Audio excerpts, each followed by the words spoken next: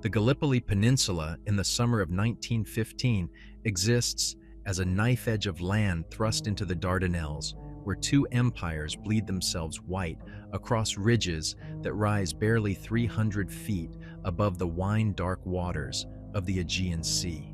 Here, where the ancient ruins of Troy once overlooked the Hellespont, the armies of the British Empire and the Ottoman Sultan conduct a campaign of attrition that transforms classical geography into a moonscape of trenches, barbed wire, and unmarked graves that stretch from the beaches of Anzac Cove to the scrub-covered heights of Chunuk Bair. The strategic objective that brought 500,000 men to this desolate peninsula, the capture of Constantinople and the opening of supply lines to Russia, has devolved into a stalemate that mirrors the Western Front's grotesque mathematics of industrial slaughter. Each assault gains yards measured in human lives, while defensive positions carved from limestone and clay become monuments to tactical futility that will define the military reputation of a generation of British commanders. Captain Edmund Blackwood, commanding C Company of the 2nd Battalion, Royal Fusiliers, studies the Turkish positions through binoculars that reveal defensive works constructed with the methodical precision of German military engineering. The enemy trenches, invisible from ground level, appear as geometric scars across terrain that classical scholars once identified as the plain where Achilles pursued Hector around the walls of Ilium, where the wooden horse delivered Greek warriors into the heart of Priam's citadel. But it is the local Greek population, those few fishermen and farmers who remain in villages that predate Ottoman conquest by 15 centuries, who speak in whispers about phenomena that neither British nor Turkish military intelligence acknowledges in operational reports. According to traditions maintained in dialects that preserve elements of Byzantine Greek, certain areas of the peninsula hold memories of conflicts that span 3 millennia of human warfare, where the spirits of warriors continue to fight battles that transcend individual historical periods. The folklore describes ghostly figures who appear during the bloodiest engagements, soldiers who carry the weapons of multiple historical eras while demonstrating tactical knowledge that encompasses siege warfare from the Bronze Age through contemporary trench fighting. They are said to manifest at the moment of greatest crisis, visible only to men facing death, intervening in battles according to principles that honor courage over nationality, sacrifice over strategic advantage. The geological characteristics of the Gallipoli Peninsula create conditions that ancient knowledge associates with spiritual manifestation. The limestone bedrock, formed during the Mesozoic era when this region lay beneath a shallow sea, contains fossil deposits that local tradition claims preserve the essence of every creature that died here across geological time. The soil, enriched by millennia of human habitation and warfare, displays mineral content that folk wisdom associates with the ability to anchor spiritual energy in physical locations. Captain Blackwood's morning reconnaissance of the British positions reveals conditions that satisfy neither strategic objectives nor basic human decency. The trenches, carved into ground that archaeological surveys identify as containing artifacts from Greek, Roman, Byzantine, and Ottoman civilizations, create defensive networks that incorporate ancient foundation stones into modern military engineering, as if each historical period contributes its accumulated knowledge to contemporary siege warfare.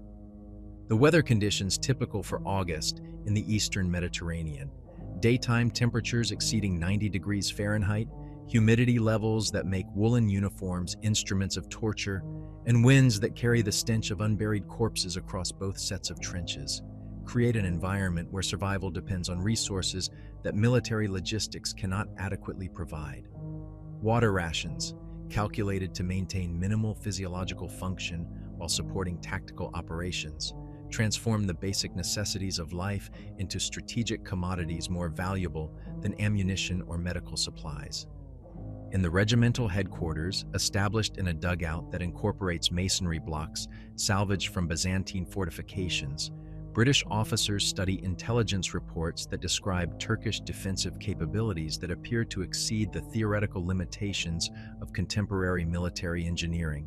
The enemy positions demonstrate coordination and tactical flexibility that suggest either revolutionary advances in battlefield communication or access to information sources that transcend normal reconnaissance capabilities. Lieutenant James Morrison, serving as battalion intelligence officer, reviews patrol reports that document encounters with phenomena that conventional military analysis cannot adequately explain. British scouts describe contact with Turkish units that demonstrate impossible knowledge of Allied operational planning, while Turkish prisoners captured during failed assaults speak of guidance received from sources that their interrogators cannot identify or verify. The enemy appears to possess advanced intelligence regarding our attack schedules, artillery targeting, and even changes in tactical planning made at division level. Morrison reports during morning briefings that attempt to translate battlefield reality into language that staff officers can accommodate. Either they've developed communication systems that exceed our technological capabilities, or they're receiving information through sources that conventional intelligence gathering cannot detect. The patrol reports contain additional anomalies that resist classification within normal military experience. Soldiers describe encounters with figures in ancient armor who appear during the most intense fighting, carrying weapons that span the entire history of Mediterranean warfare, while demonstrating tactical expertise that encompasses siege techniques from multiple historical periods. These manifestations occur most frequently in areas where archaeological surveys have identified the remains of previous fortifications, as if the accumulated military knowledge of 3,000 years remains accessible to those whose circumstances require supernatural assistance. Dr. Harold Pemberton, a classical scholar attached to the expedition for archaeological consultation, provides historical context that reveals disturbing parallels between contemporary tactical problems and siege warfare conducted at this location throughout recorded history. His research, based on texts that range from Homer's Iliad through Byzantine military manuals, documents recurring patterns of supernatural intervention during moments of supreme crisis that determine the outcome of campaigns whose strategic importance transcends immediate political objectives.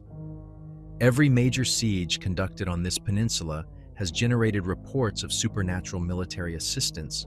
Pemberton explains to officers whose classical education provides framework for understanding references that military training alone cannot accommodate. The Trojans claimed divine intervention during their defense against the Greek expedition. Roman historians document spectral legionaries who appeared during their conquest of the region. Byzantine chronicles describe ghostly warriors who manifested during Ottoman assaults that determined the fate of Constantinople. The morning artillery bombardment, conducted according to schedules that coordinate British, Australian, and New Zealand batteries across a front that extends from the Aegean shore to the heights overlooking the Dardanelles, creates acoustic conditions that transform the peninsula into a reverberating chamber where sound waves interact with limestone formations to produce effects that exceed normal ballistic calculations. The thunder of heavy guns, amplified and distorted by geological features that include natural caves and artificial tunnels carved during previous sieges, creates an environment where distinguishing between mechanical noise and supernatural manifestation becomes increasingly difficult. As the sun climbs toward its zenith and another day of systematic slaughter begins across the ridges that separate British trenches from Turkish defensive positions, the morning patrol prepares to venture into no man's land, where three armies, Allied, Ottoman, and the invisible forces of ancient military tradition, continue their complex dance of attack, defense, and eternal vigilance across terrain that remembers every siege fought for control of the gateway between Europe and Asia.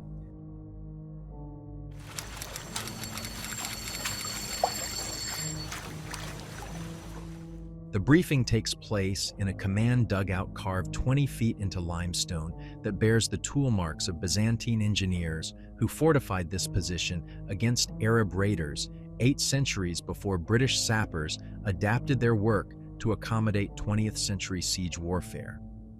Captain Blackwood spreads hand-drawn maps across a table improvised from ammunition crates, the flickering candlelight revealing tactical positions that overlay 3,000 years of military engineering in configurations that suggest each historical period contributes accumulated knowledge to contemporary defensive requirements.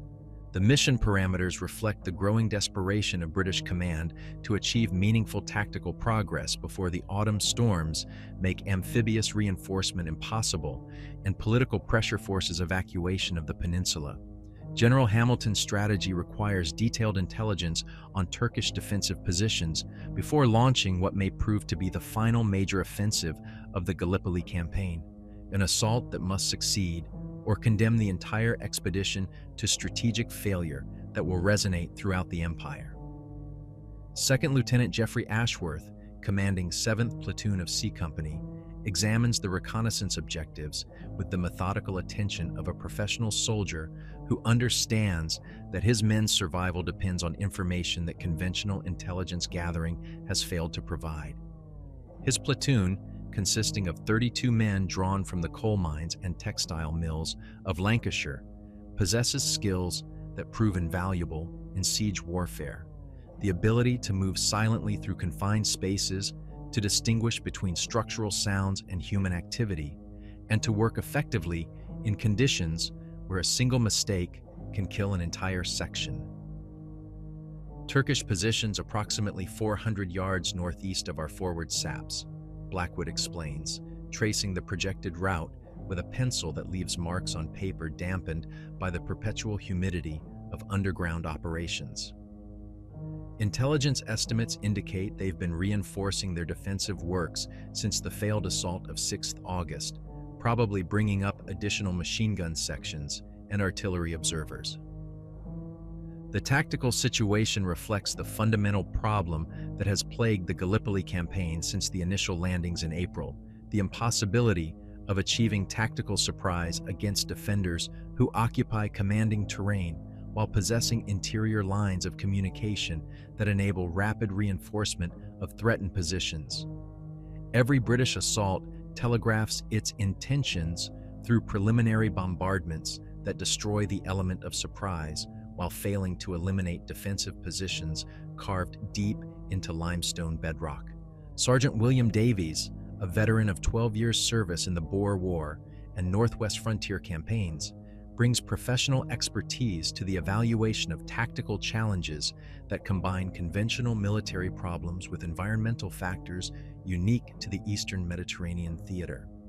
His experience in mountain warfare provides perspective on the difficulties of conducting reconnaissance across terrain that offers minimal concealment while exposing small units to observation from multiple enemy positions.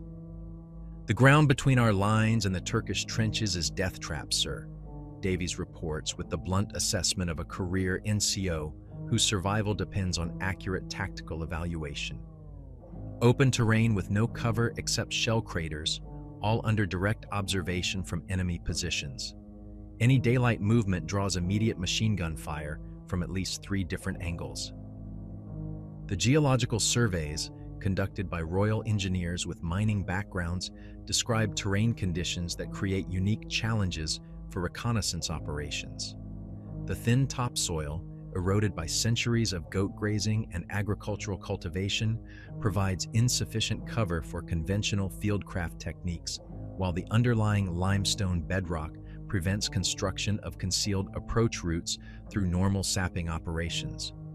Yet the archaeological evidence suggests the existence of underground passages that predate contemporary military engineering. Byzantine defensive works incorporated natural cave systems that connect various points across the peninsula, creating potential routes for clandestine movement that appear on no modern military maps, yet demonstrate clear evidence of human construction and maintenance. Dr. Pemberton, consulted regarding historical precedents for covert operations on the peninsula, provides information that bridges academic scholarship with contemporary military requirements. According to classical sources, the original siege of Troy involved extensive use of underground tunnels for both assault and reconnaissance purposes, while Byzantine military manuals describe cave networks that enabled communication and supply operations during Ottoman sieges that established Turkish control over the Dardanelles. The historical evidence suggests extensive underground networks that could theoretically provide concealed routes for reconnaissance operations, Pemberton explains, though his academic caution cannot provide tactical guarantees regarding the current condition of passages that may not have been maintained for centuries. But the risks of underground reconnaissance exceed those of surface operations, particularly given our limited knowledge of structural integrity and potential enemy countermeasures. The mission briefing includes consultation with local Greek civilians whose traditional knowledge provides perspective that military intelligence cannot obtain through conventional means. Dimitri Palaiologos, an elderly fisherman whose family claims descent from Byzantine nobility, offers information about cave systems that appear in local folklore but receive no mention in official surveys. My grandfather told stories about the old tunnels, the paths that connect all the high places, Palaiologos explains, in the mixture of Greek, Turkish, and English that serves as the common language of the Eastern Mediterranean littoral. During the bad times, when the armies fight, people use the deep ways to move between the villages. But the tunnels remember the wars, and sometimes the old soldiers still walk there. The tactical timeline allows for a 72-hour reconnaissance operation, with the platoon advancing through no man's land under cover of darkness to establish observation posts within effective range of Turkish positions. The mission requires movement across terrain that offers no natural concealment while avoiding detection by enemy patrols whose knowledge of local conditions exceeds British familiarity with peninsular geography. The equipment manifest reflects lessons learned through 4 months of siege operations under conditions that combine the tactical challenges of trench warfare with environmental factors that exceed European military experience. Each man carries a Lee Enfield rifle, 150 rounds of ammunition, and 3 days' rations calculated to sustain patrol operations while minimizing load weight that could compromise mobility across broken ground. But the mission briefing contains elements that suggest preparation for encounters with phenomena that conventional military doctrine cannot adequately address. The platoon receives specialized equipment that includes not only standard reconnaissance gear, but also items that seem designed for navigation through environments where normal orientation methods prove inadequate. Compasses calibrated for magnetic anomalies, electric torches with extended battery life, and emergency signaling devices that can penetrate unusual interference patterns. The communication plan incorporates contingencies that acknowledge the possibility of patrol operations extending beyond normal tactical parameters. Special frequencies reserved for emergency communication, code words that indicate contact with phenomena requiring immediate extraction, and recognition signals that distinguish between conventional enemy contact and situations that transcend normal military experience. Corporal Thomas Mitchell, the platoon's senior NCO, whose experience includes service in Egypt and Sudan, provides guidance based on frontier warfare in regions where local supernatural beliefs prove operationally relevant. His knowledge of indigenous spiritual traditions suggests that certain geographical features may require special procedures that military training alone cannot provide. In Sudan, we learned to respect local warnings about places where the spirits gather. Mitchell explains to assembled NCOs whose classical education provides framework for understanding references that pure military training cannot accommodate. Same principle might apply here, where the fighting's been going on for thousands of years. Some ground remembers more than others. As the briefing concludes, each member of 7th Platoon receives personal equipment that includes items whose purpose extends beyond routine reconnaissance requirements.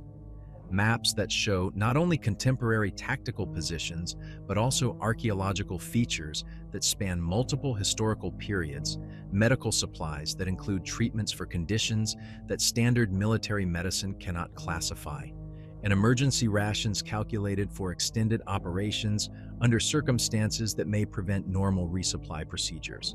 The final preparation involves review of intelligence reports that acknowledge gaps in British understanding of peninsular geography and tactical conditions. Areas of no man's land that appear empty during daylight observation, yet show evidence of nocturnal activity, acoustic phenomena that suggest underground movement without corresponding surface indications, and communication intercepts that reference locations appearing on no contemporary maps, yet clearly possessing tactical significance for Turkish defensive planning.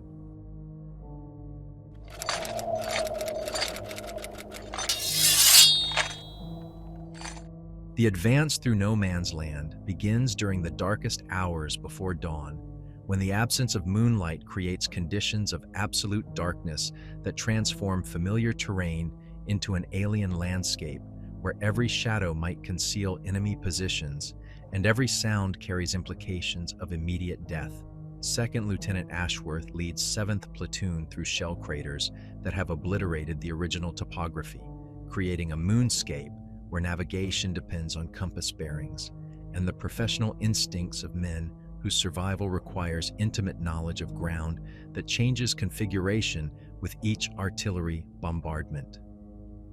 The temperature at this pre-dawn hour hovers near 60 degrees Fahrenheit, providing relief from the crushing heat that will make movement impossible once the sun rises above the ridges that separate British positions from Turkish defensive works. The air carries scents that have no place in natural environments: cordite residue from the previous day's bombardment, the sweet corruption of unburied corpses, and something else that Corporal Mitchell later describes as the smell of very old metal, as if the ground itself exhales the accumulated rust of weapons abandoned across centuries of warfare. Private James Henderson, serving as point man for the patrol's advance element, possesses tracking skills learned in the Yorkshire Dales that prove invaluable for movement across terrain where conventional fieldcraft techniques become inadequate. His ability to distinguish between natural sounds and human activity enables navigation through darkness so complete that visual observation extends only a few feet in any direction. Yet within the first hour of movement, he reports acoustic phenomena that conventional military experience cannot adequately explain.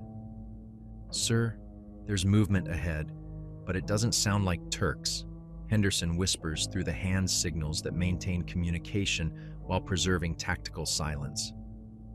"Sounds like a lot of men moving in formation, but the equipment noise is wrong. Metal clanking like medieval armor, not contemporary military gear." The acoustic environment of the peninsula creates conditions where sound transmission follows patterns that defy normal expectations.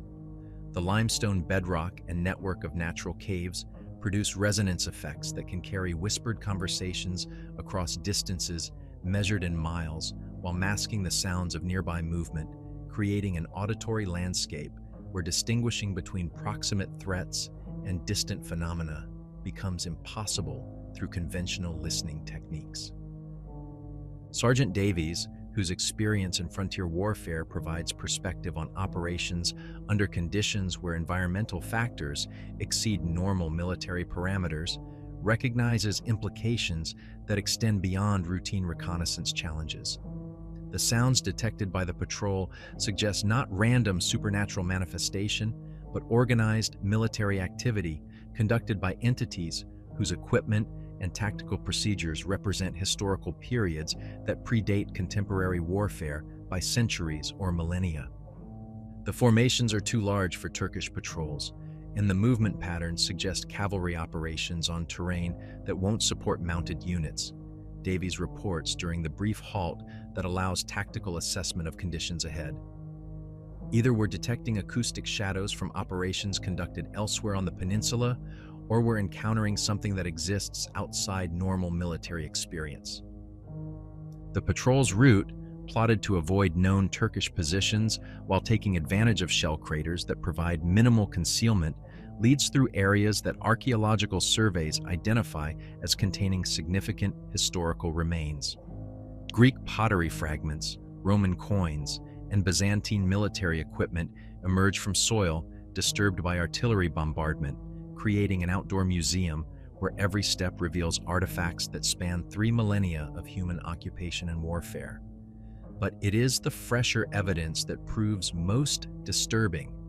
Weapon fragments that combine ancient metallurgical techniques with contemporary military technology, creating hybrid artifacts that suggest active collaboration between forces separated by historical periods measured in centuries. Spear points forged from steel that shows no signs of oxidation despite obvious age, sword blades that incorporate Damascus steel patterns with modern tempering techniques, and shield bosses that bear regimental insignia from armies that should have no knowledge of contemporary British military organization. Private William Collins, whose background in industrial metallurgy provides expertise that proves relevant to evaluating anomalous military equipment, examines weapons fragments with the analytical approach of a professional trained to distinguish between different manufacturing techniques and historical periods. His preliminary assessment challenges basic assumptions about the relationship between historical artifacts and contemporary military operations. This metalwork shows techniques that shouldn't exist simultaneously. Collins reports during the tactical halt that allows detailed examination of recovered artifacts. Ancient forging methods combined with modern steel alloys, creating weapons that demonstrate technological capabilities exceeding both historical and contemporary manufacturing standards. The underground passages, whose existence local folklore suggested but military intelligence could not verify, reveal themselves through subtle environmental indicators that require specialized knowledge to interpret.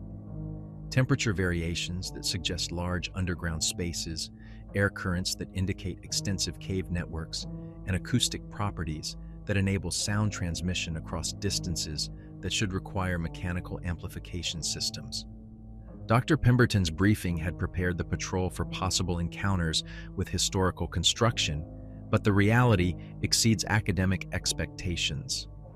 Worked stone blocks incorporated into natural cave formations create architectural features that blend multiple building traditions, while tool marks in limestone walls suggest continuous maintenance by builders whose techniques span centuries of engineering development.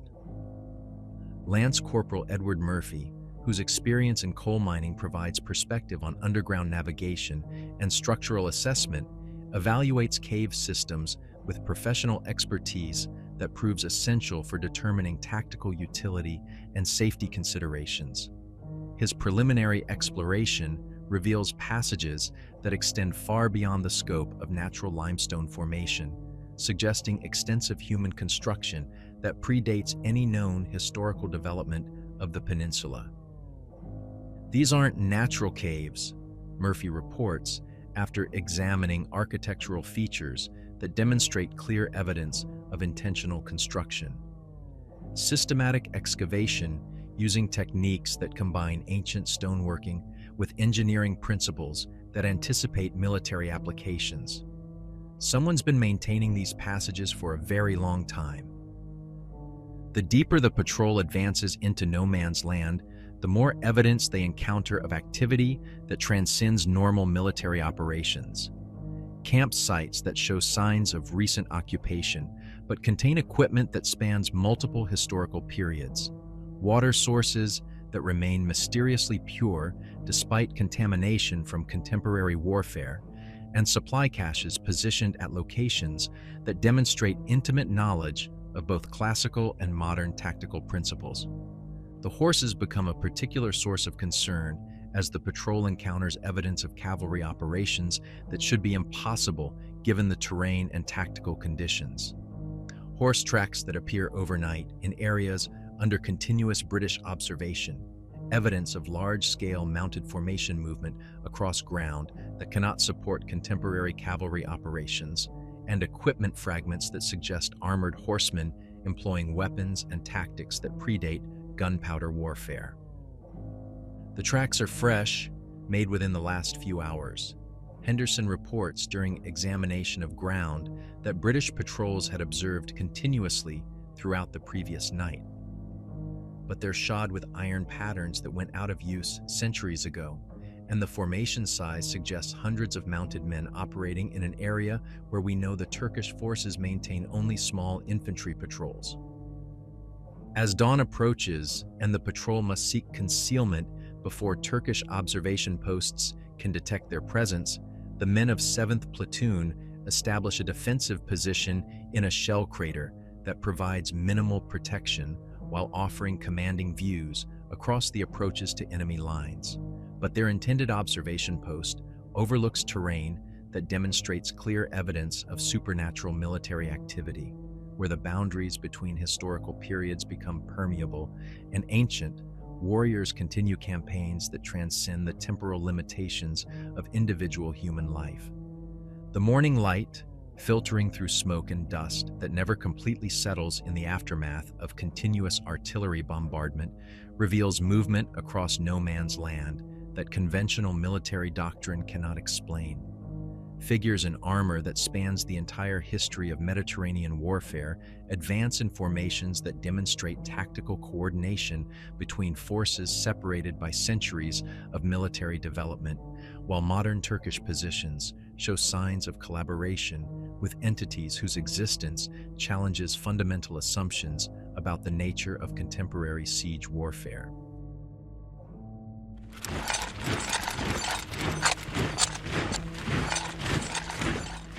The first direct visual contact occurs as dawn breaks over terrain that archaeological surveys identify as containing the foundations of a classical temple, where massive limestone blocks arranged in geometric patterns create a natural amphitheater that has served as a gathering place for military councils spanning 3 millennia of Mediterranean warfare.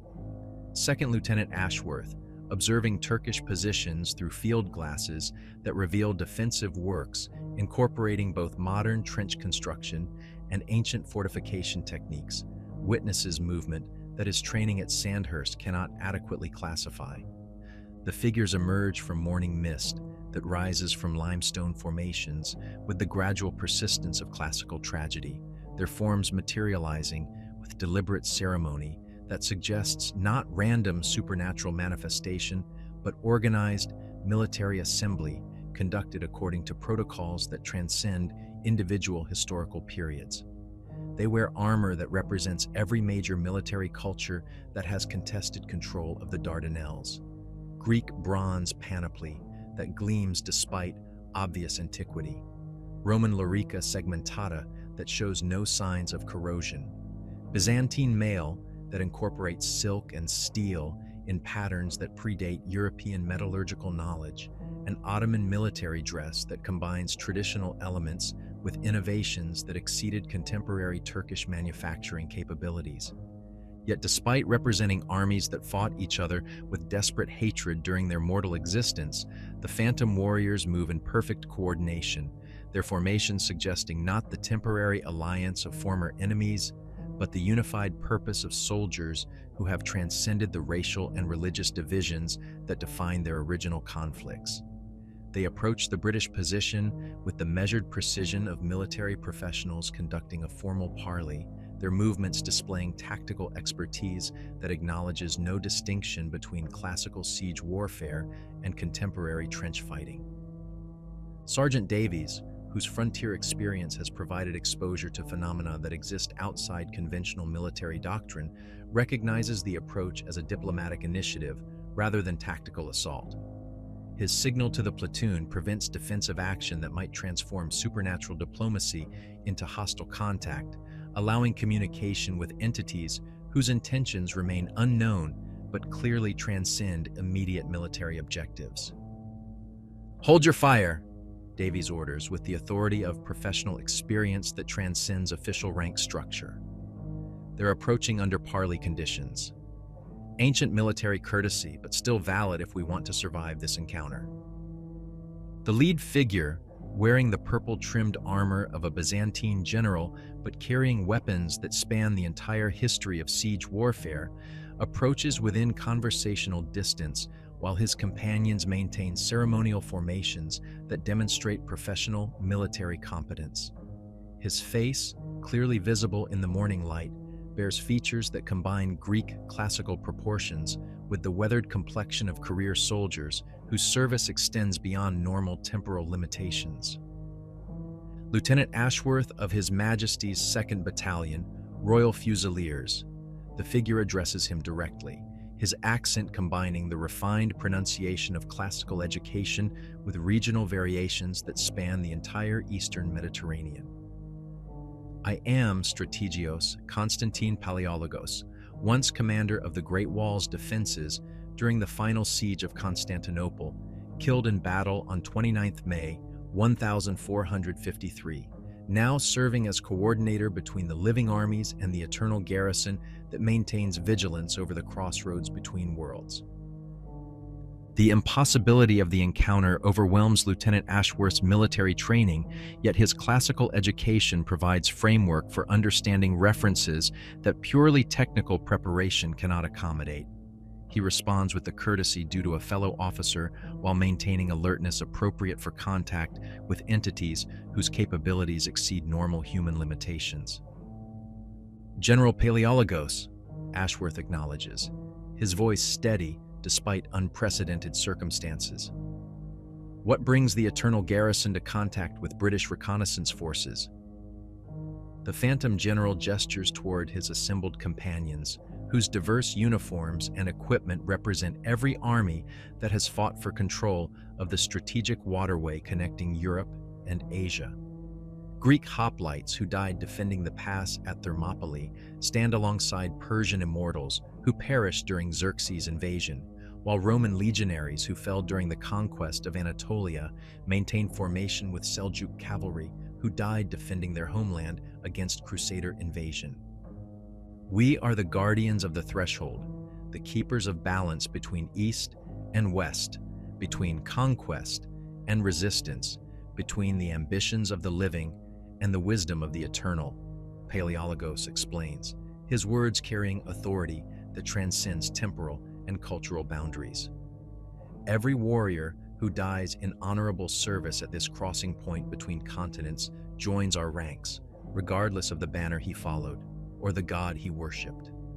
We patrol the boundaries between life and death, between victory and defeat, between the hatred of nations and the unity of shared sacrifice. Private Henderson, whose Yorkshire pragmatism provides counterbalance to classical rhetoric, documents the encounter with attention to details that may prove tactically significant. His notes record not only the conversation, but environmental factors that suggest the Phantom Warriors operate according to principles unknown to contemporary military science. They cast no shadows despite standing in direct sunlight, Henderson observes during the brief pause that allows tactical assessment of supernatural contact. Their equipment shows no signs of wear despite obvious age, and they move without disturbing dust or leaving tracks in soil that should preserve clear impressions. Dr. Pemberton's briefing had prepared the patrol for possible historical references, but the reality exceeds academic expectations. The Phantom Warriors demonstrate knowledge that encompasses not only their own historical periods, but detailed information regarding contemporary military operations across the entire Gallipoli campaign. Your reconnaissance mission seeks intelligence regarding Turkish defensive preparations, General Palaiologos continues, displaying familiarity with British operational planning that should be restricted to senior staff officers. The Ottoman forces receive guidance from the same eternal garrison that now addresses you, assisted by warriors who died in defense of their homeland during previous sieges of this sacred ground. The revelation transforms the reconnaissance mission from routine intelligence gathering into encounter with supernatural forces that actively determine the outcome of contemporary conflict.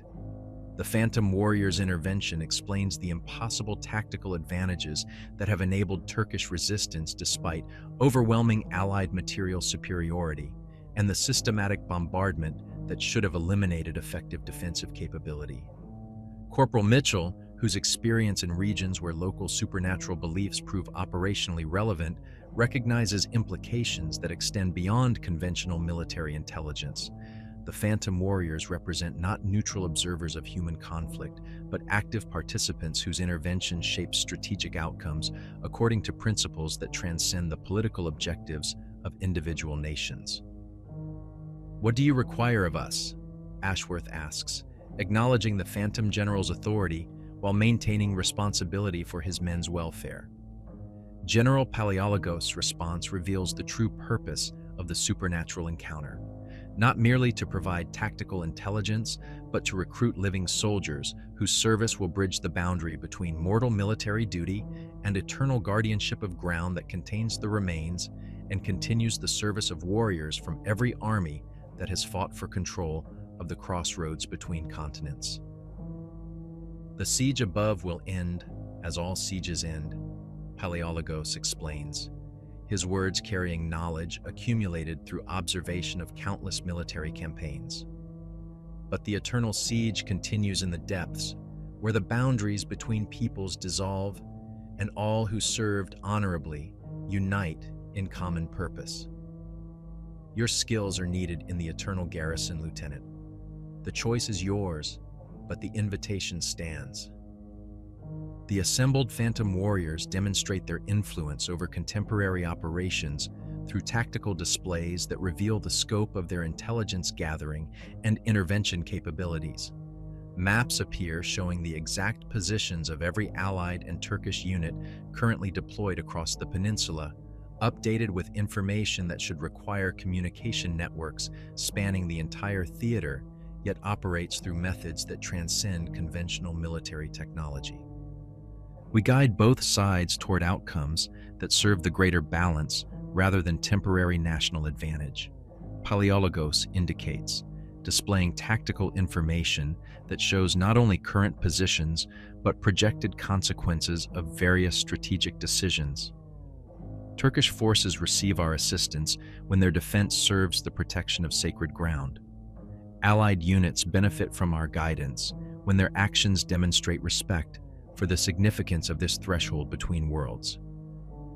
As the morning sun climbs toward its zenith and the daily artillery bombardment prepares to resume across the ridges that separate the opposing armies, the Phantom Warriors extend an offer that will determine whether 7th Platoon returns to report conventional intelligence or joins the eternal garrison that maintains vigilance over the crossroads where Europe meets Asia, where ancient wisdom confronts modern ambition, where the spirits of all who died in honorable service continue their watch across the centuries.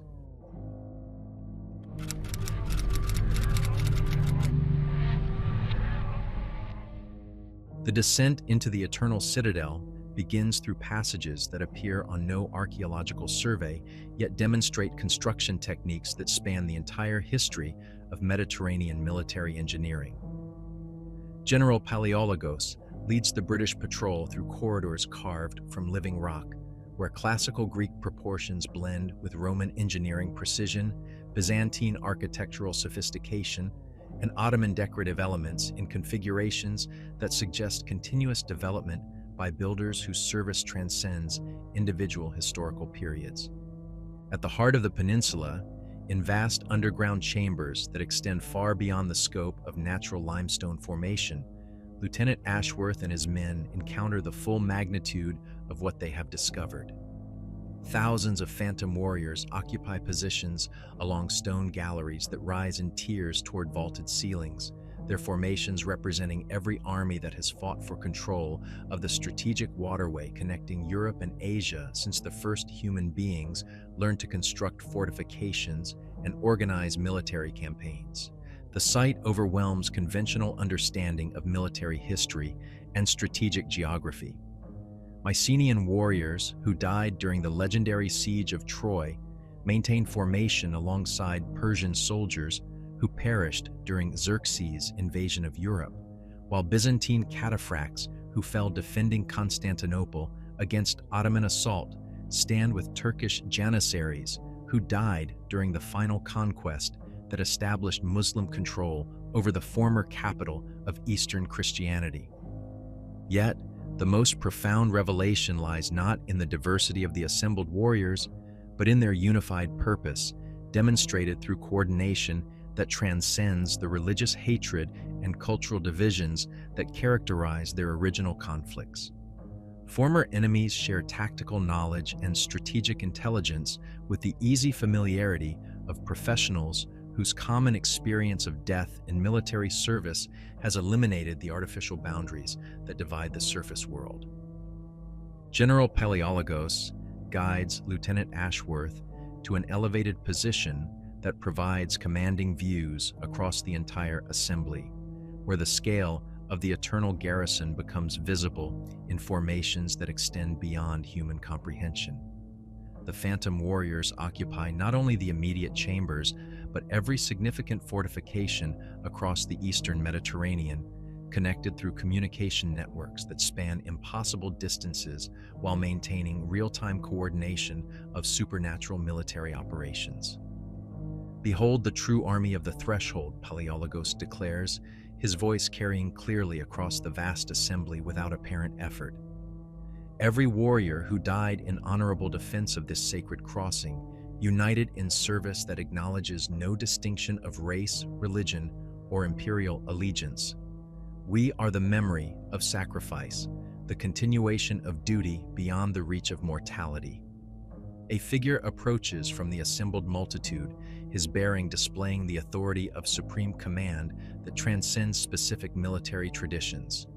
He wears armor that incorporates elements from every culture that has contributed to the eternal garrison.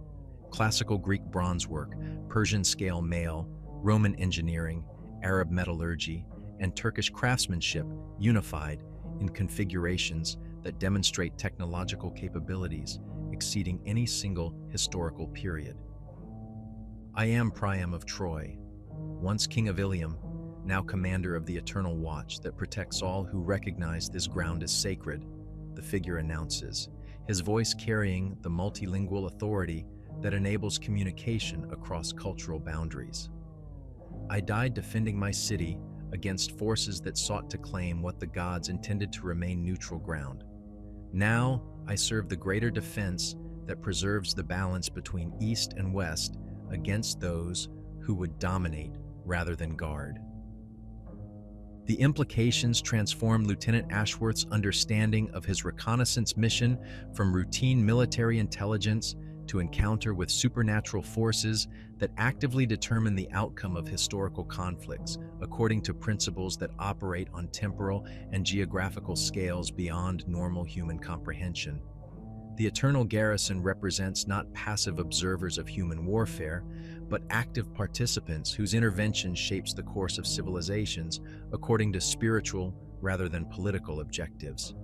Sergeant Davies, documenting phenomena that challenge fundamental assumptions about consciousness, mortality, and the relationship between individual identity and collective military memory, observes that exposure to the Phantom Warriors produces measurable psychological changes in the British soldiers.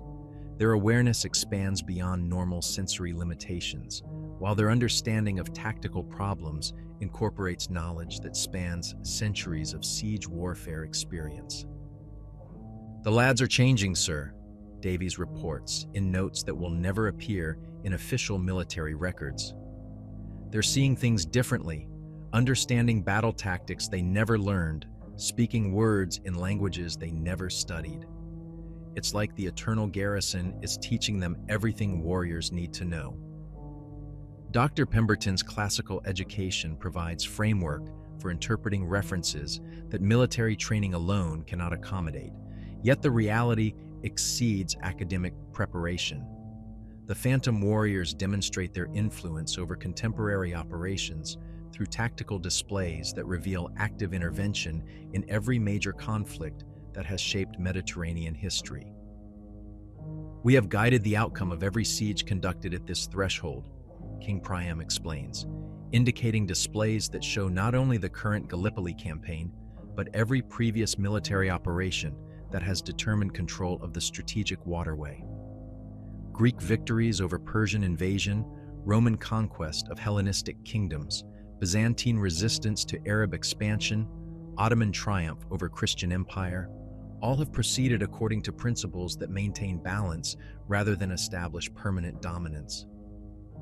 The revelation exposes the true nature of historical development as guided by supernatural intervention that transcends national and religious boundaries. The Eternal Garrison provides assistance to all sides according to criteria that prioritize the preservation of strategic balance over the political objectives of individual empires, supporting actions that demonstrate respect for the sacred nature of the threshold while opposing policies that seek permanent domination. Private Henderson, whose Yorkshire practicality provides counterbalance to classical rhetoric, observes environmental factors that suggest the Phantom Warriors operate according to principles unknown to contemporary military science. The underground citadel demonstrates technological capabilities that exceed modern engineering while incorporating architectural elements that span the entire history of human civilization. The construction shows techniques we haven't invented yet. Henderson reports during examination of structural features that demonstrate clear evidence of intentional design. Power systems that operate without fuel sources, communication networks that cover impossible distances, manufacturing capabilities that create materials stronger than anything our engineers can produce. The Phantom Warriors reveal their recruitment methods through demonstrations that show the transformation of mortal soldiers into eternal guardians whose service transcends individual mortality. The process requires voluntary acceptance of obligations that extend beyond national loyalty to encompass responsibility for maintaining the balance that preserves civilization itself. Join us, and your service continues beyond the limitations of temporal existence, General Paleologos offers, his words carrying the weight of command authority that acknowledges no distinction between living and dead soldiers united in common cause. Your skills in reconnaissance and tactical intelligence will prove invaluable in operations that span not decades, but millennia, not individual campaigns, but the entire course of human development. The choice confronts every member of 7th Platoon with questions that military training never prepared them to answer. Service in the Eternal Garrison offers continuation of military duty beyond the reach of death, but according to principles that prioritize spiritual over political objectives, balance over dominance, wisdom over mere tactical victory.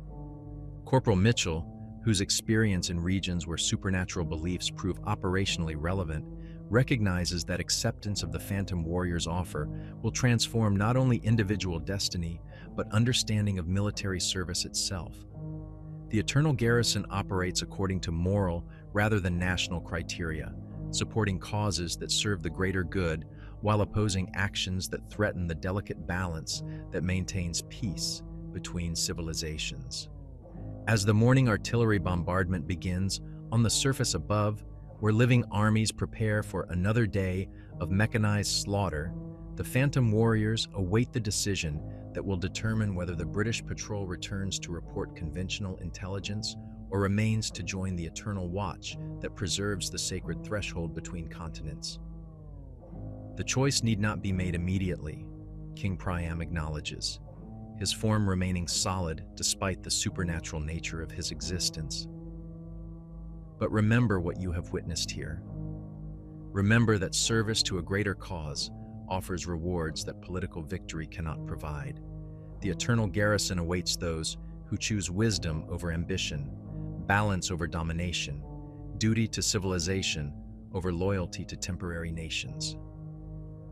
The assembled Phantom Warriors begin to demonstrate the scope of their operations through tactical displays that reveal intervention in every major conflict across the Mediterranean world, their influence extending from the Bronze Age collapse through the current Great War, always working to maintain the balance that prevents any single power from achieving permanent dominance over the crossroads that connects 3 continents and determines the course of human civilization.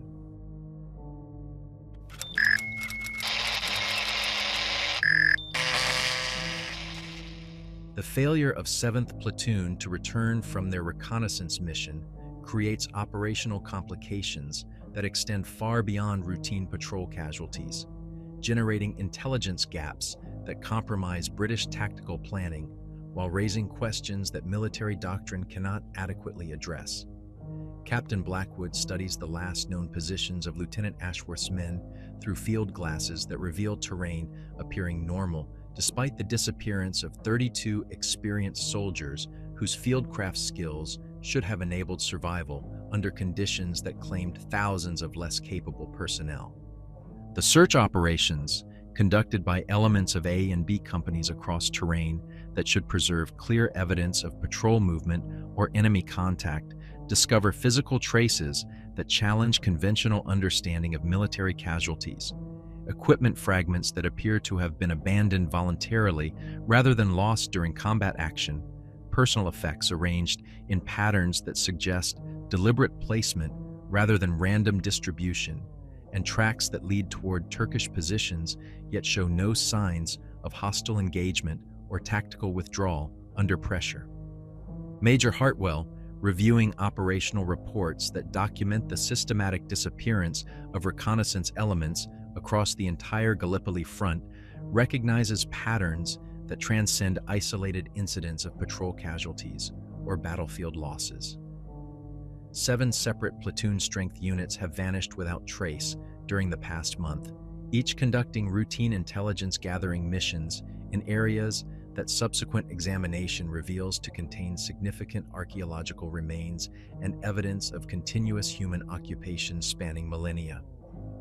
The missing personnel includes some of our most experienced NCOs and reliable junior officers, Hartwell reports during classified briefings that attempt to evaluate phenomena beyond standard military assessment criteria.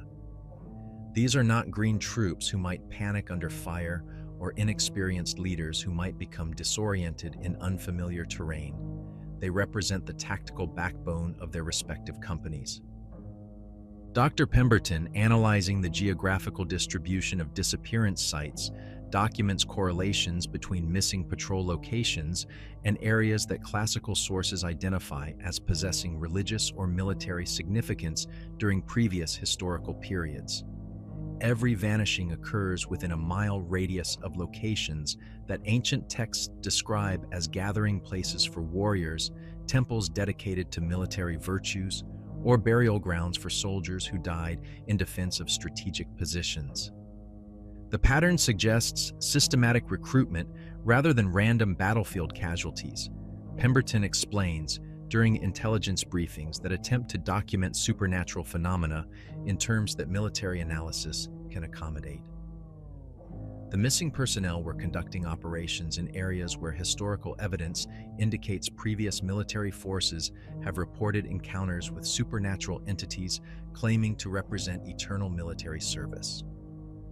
The few surviving witnesses, soldiers who observed the initial stages of patrol operations before losing contact with the missing units, provide testimony that resists classification within normal military experience. They describe encounters with figures in ancient armor who approached British positions under parley conditions, conversations conducted in languages that linguistic experts cannot identify, and the voluntary departure of entire platoons following communication with entities whose existence challenges fundamental assumptions about life, death, and military obligation.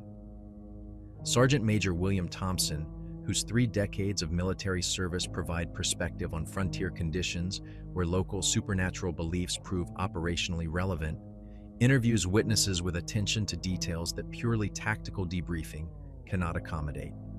His preliminary conclusions suggest systematic contact between British forces and supernatural entities whose recruitment methods transcend conventional understanding of military enlistment and service obligations.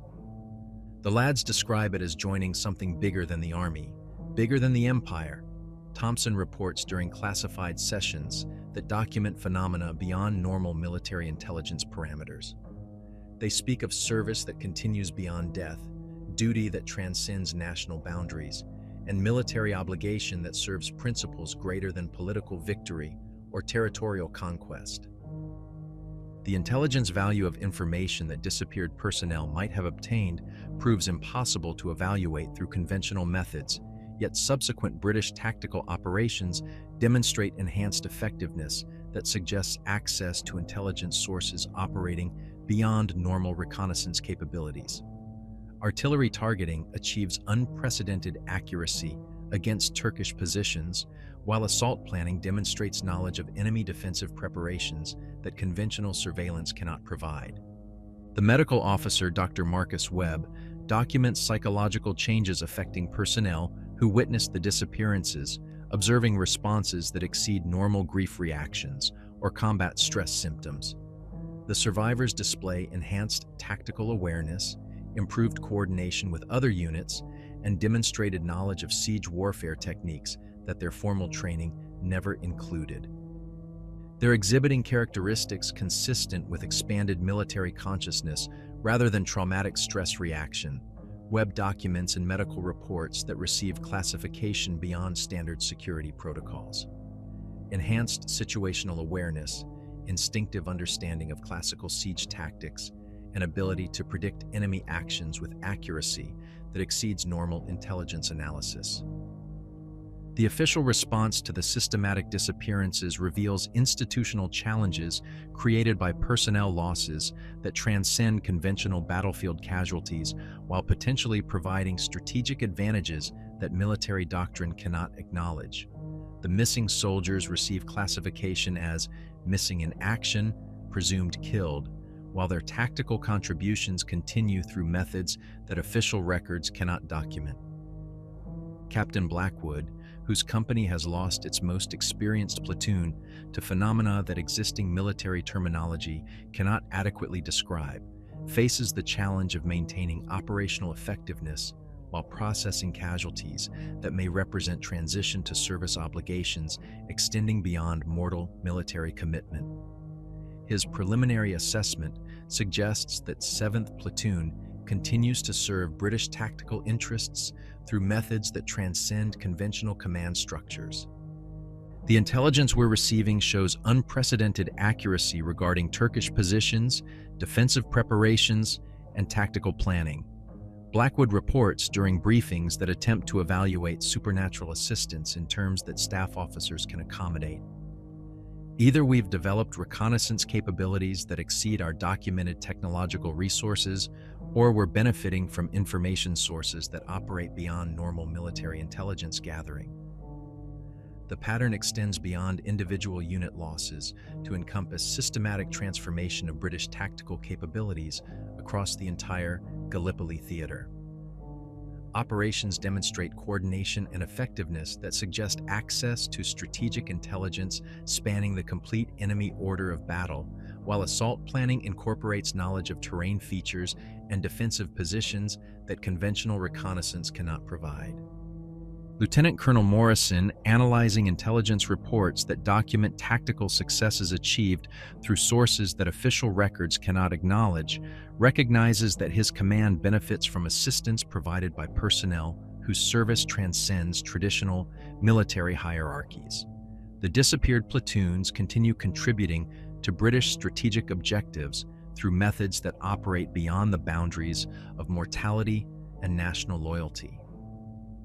We're achieving tactical coordination that exceeds our documented command capabilities, Morrison reports to brigade headquarters during classified briefings that attempt to explain supernatural military assistance without explicitly acknowledging contact with entities violating conventional understanding of life and death.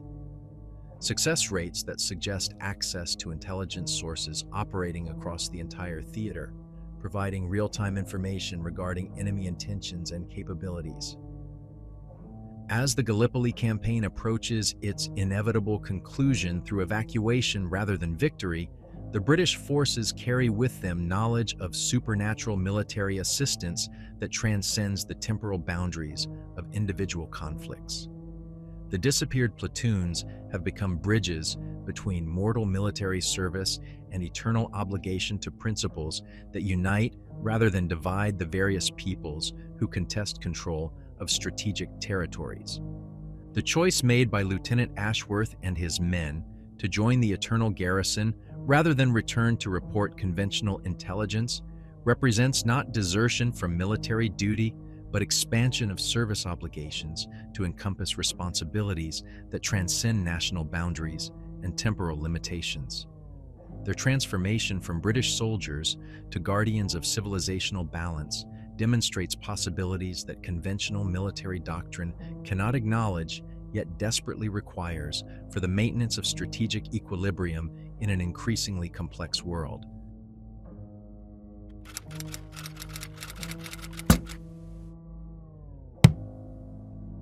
The evacuation of Gallipoli concludes on 9th January 1916 with tactical precision that military historians will credit to superior planning, innovative deception operations, and exceptional coordination between British, Australian, and New Zealand forces.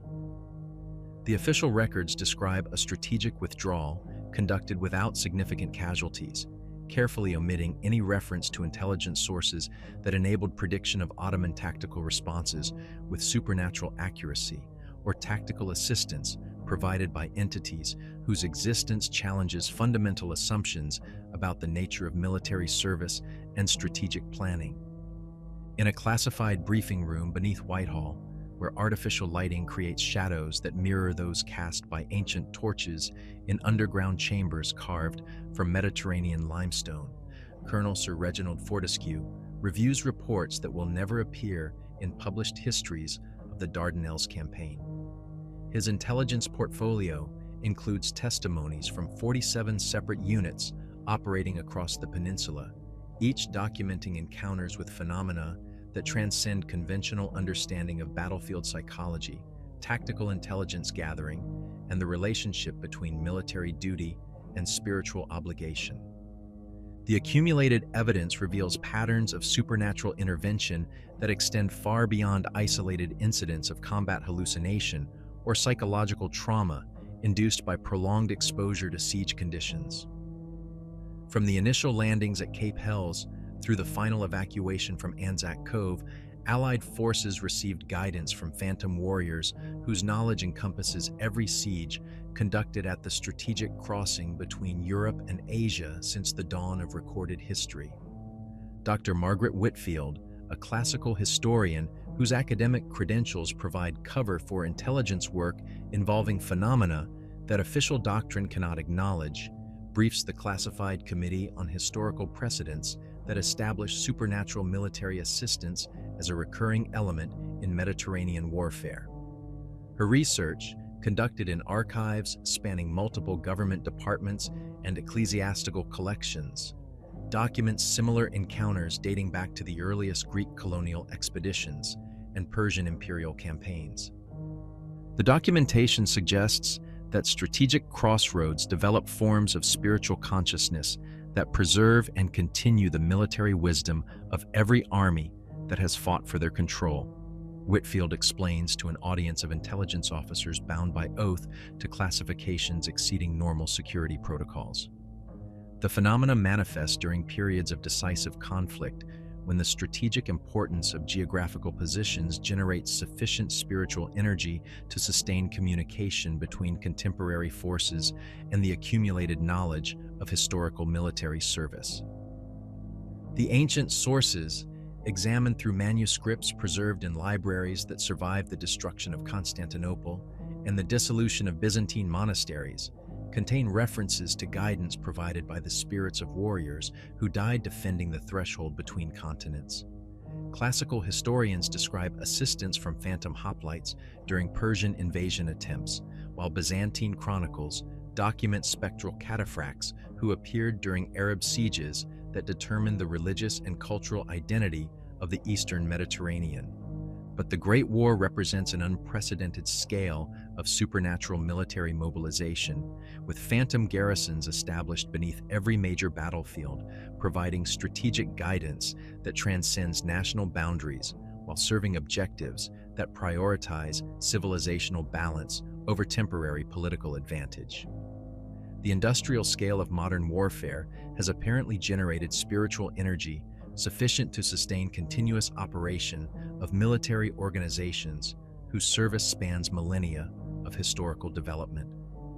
The intelligence value of supernatural assistance creates strategic dilemmas that conventional military doctrine cannot address. The Phantom Warriors provide accurate information regarding enemy capabilities and intentions that normal reconnaissance cannot obtain, while their intervention capabilities extend to direct tactical support that determines operational outcomes according to criteria that serve the preservation of strategic balance rather than the political objectives of individual empires. Yet official acknowledgement of supernatural military assistance would undermine public confidence in rational strategic planning while exposing capabilities that depend on secrecy for their effectiveness. The Phantom garrisons prove most valuable when their existence remains unknown to enemy forces and civilian populations, allowing exploitation of intelligence sources that operate beyond conventional detection or countermeasures. The solution involves systematic suppression that transforms supernatural encounters into classified military secrets maintained at levels ensuring permanent concealment from public awareness. The reports from field units receive reclassification as experimental intelligence techniques, advanced tactical analysis, and innovative reconnaissance methods that explain anomalous phenomena through scientific terminology rather than spiritual acknowledgement. The missing personnel, officially listed as killed in action or missing presumed dead, receive posthumous recognition for exceptional service, while their actual fate remains concealed behind classifications that will not be reviewed for a century. Their families receive standard military benefits and official condolences that make no reference to the supernatural transformation that has converted British soldiers into eternal guardians of Mediterranean strategic balance. The psychological evaluation reports conducted by psychiatrists whose expertise includes exposure to phenomena that conventional medicine cannot classify document effects transcending normal responses to combat stress among personnel who witnessed the disappearances. These surviving soldiers display enhanced tactical capabilities, continued access to supernatural intelligence sources, and psychological integration suggesting successful adaptation to expanded consciousness rather than traumatic disruption of normal mental function. Dr. Pemberton receives transfer to archaeological duties in Egypt, where his classical expertise will be applied to excavations that pose no risk of operational compromise through unauthorized disclosure of classified supernatural encounters. His final report, restricted to fewer than 6 individuals across the entire British government, establishes supernatural military assistance as a permanent element of strategic planning, requiring specialized personnel and security protocols adapted to phenomena operating beyond conventional intelligence parameters. The intelligence files, preserved in classified archives maintained by the War Office Intelligence Division, join thousands of similar documents chronicling supernatural military assistance spanning the entire history of European expansion across the Mediterranean world. The collection includes audio recordings preserving conversations between living soldiers and phantom personnel, architectural drawings of spiritual gathering, places predating known archaeological sites, and tactical intelligence enabling strategic victories across multiple centuries of imperial conflict. The official conclusion, stamped with classifications remaining sealed until 2016, acknowledges that phantom military assistance represents a phenomenon existing outside normal intelligence parameters while providing operational advantages, proving decisive in determining strategic outcomes. The recommendation suggests continued exploitation through existing channels, while maintaining absolute security regarding the supernatural nature of these intelligence sources. Dr. Whitfield's final assessment, available only to the Prime Minister and select members of the Imperial General Staff, establishes supernatural military assistance as integral to British strategic capabilities, requiring institutional support and security measures adapted to phenomena transcending conventional military science. The Phantom garrisons will continue providing tactical guidance through spiritual networks connecting every significant Mediterranean battlefield, their assistance coordinated through living personnel, serving as intermediaries between imperial forces and the eternal watch maintained by warriors whose service transcends mortal limitations. The British Empire will continue its expansion across the Middle East. The strategic objectives that justified the Dardanelles operation will be achieved through alternative methods, and the tactical lessons learned at Gallipoli will influence military doctrine development throughout the remainder of the Great War. But beneath the battlefields of the Mediterranean, in underground citadels that span the entire region, the phantom warriors continue their eternal watch. Their ranks, augmented by every soldier who dies in honorable defense of strategic thresholds, regardless of nationality or religious affiliation, maintain vigilance transcending political boundaries and imperial objectives. They serve as guardians of civilizational balance, preserving the wisdom and continuing the service of warriors whose commitment to strategic stability extends beyond the reach of mortality. In the deepest chambers beneath Gallipoli Peninsula, where the boundary between life and death operates according to principles predating human understanding of consciousness and military obligation, voices continue conversations spanning millennia of Mediterranean warfare. They speak in languages that evolved and vanished, while their service remained constant, discussing strategic problems that unite rather than divide the armies of different empires and historical periods. The Eternal Garrison remembers what the living choose to forget: that military service creates bonds stronger than national loyalty, obligations continuing beyond individual mortality, and guardianship preserving the sacred balance that prevents any single power from achieving permanent dominance over the crossroads connecting three continents and determining the course of human civilization.